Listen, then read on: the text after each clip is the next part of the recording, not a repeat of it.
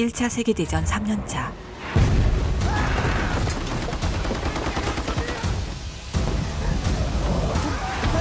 (1917년) 북독일. 고등학생 파울은 친구들과 함께 입대 지원서를 냅니다. 학교에서는 참전을 독려하는 선생의 연설이 진행 중이었죠. Nun endlich auf Paris marschieren wir! 애국심에 도취된 파울과 친구들은 전쟁에 나간다는 사실에 들떠 있었고, 전장을 향해 가는 동안에도 흥분된 마음은 쉽게 가라앉지 않았습니다. Meine Herren, Sie kämpfen in einem absoluten Drecksloch. Haben wir uns verstanden? 서부 전선에 가까워질수록 전쟁의 현실은 다가오고, 마침내 도착한 전장은 그들이 상상했던 것과 전혀 달랐습니다.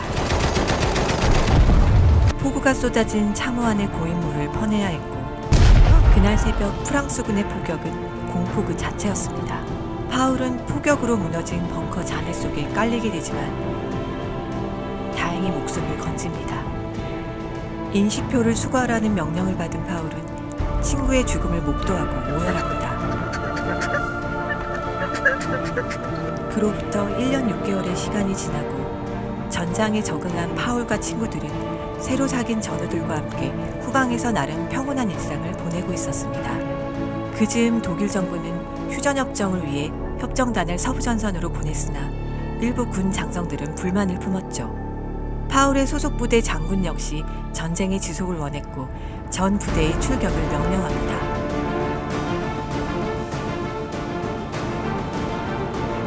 쏟아지는 기관총과 포탄 속에서도 파울의 부대는 적의 참호를 점령하는 데 성공하는데요. 휴전협정이 체결될 때까지 파울과 그 일행은 이 전쟁에서 무사히 살아남을 수 있을까요?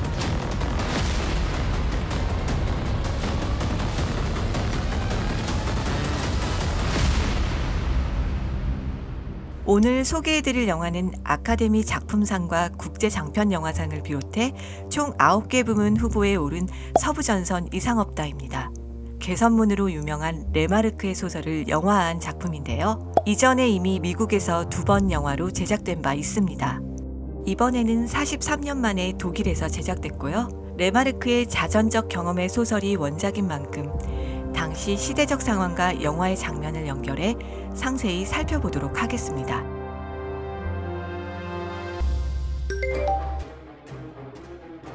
서부전선은 1차 세계대전 당시 독일군과 프랑스, 영국 연합군 사이에 형성된 전선을 말하는데요. 1차 세계대전은 참호전으로 정의 내릴 수 있습니다. 1914년 세계대전의 발발 후 독일은 슐리펜 계획에 따라 단기간에 프랑스를 격파한 뒤 동부전선에 군대를 보내 러시아를 상대할 계획이었습니다. 땅이 워낙 넓고 철도망이 부실한 러시아가 병력을 준비하는데 상당한 시간이 걸릴 거라 예상한 거죠. 독일은 프랑스로 정면 돌파하는 대신 벨기에를 통과해 속도전으로 파리를 공략하려 했는데요. 하지만 예상치 못한 벨기에군의 강한 저항으로 시간이 많이 지체됐고, 또 러시아가 예상보다 빠르게 동부전선에 군대를 배치하면서 독일은 서부전선의 병력 일부를 동부전선으로 보낼 수밖에 없었습니다. 1914년 9월 마른강 유역에서 영프연합군과 독일의 대격돌이 벌어지는데요. 이 전투에서 패배한 독일은 슐리펜 계획을 포기하고 마른강 후방으로 후퇴하게 됩니다. 마른 전투 이후 기진맥진해진 양측은 참호를 파고 대치하게 되는데요. 이때부터 1차 세계대전은 예상하지 못했던 양상으로 흘러갑니다. 끔찍한 참호전이 4년 동안 이어지게 되죠. 전선을 따라 파괴된 참호는 북해부터 스위스 국경까지 늘어나게 되고요. 양측은 뚜렷한 승리나 패배 없이 전투를 지속하며 팽팽히 대치하게 됩니다. 이렇게 만들어진 참호에서의 생활은 그야말로 생지옥이었습니다. 영화 속에서 당시 참호의 실상이 리얼하게 보여지는데요. 참호는 비로 인해 물이 발목 이상 차오를 때가 많았습니다. 발에 꼭 끼는 군화에 젖은 상태로 지내다 보니 참호족에 걸리는 경우가 많았습니다. 참호는 시체 썩는 냄새와 배설물로 악취가 진동했죠. 시체를 뜯어먹고 살이 오른 쥐들이 돌아다녔고, 벼룩과 이가 득실거리는 참호에서 수많은 병사들이 질병으로 죽어나갔습니다. 폭격으로 사망한 병사들, 부상병들의 신음, 이전에 상상하지 못했던 전장의 현실이었습니다. 1차 세계대전은 국가 전체의 인력과 자원을 총동원하는 총력전의 양상을 띠게 되는데요. 그리고 당시 유럽은 애국심과 민족주의가 고조되어 있었죠.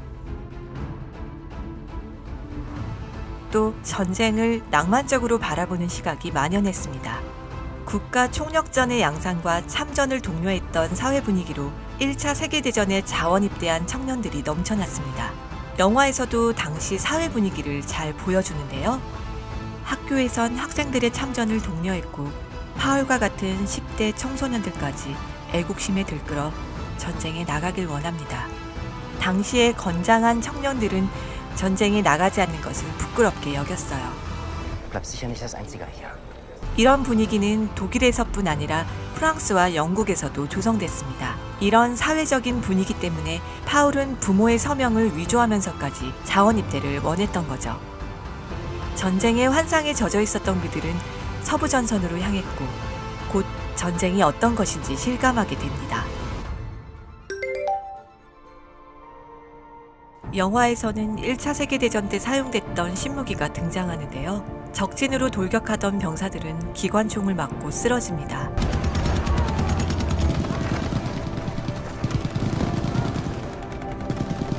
파울이 처음 목격한 탱크의 위력은 공포스러웠죠.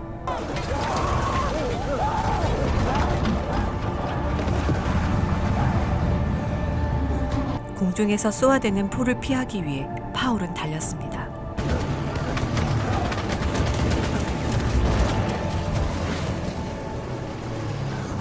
새롭게 등장한 신무기로 1차 세계대전은 수천만 명이 목숨을 잇는 끔찍한 전쟁이 되었습니다.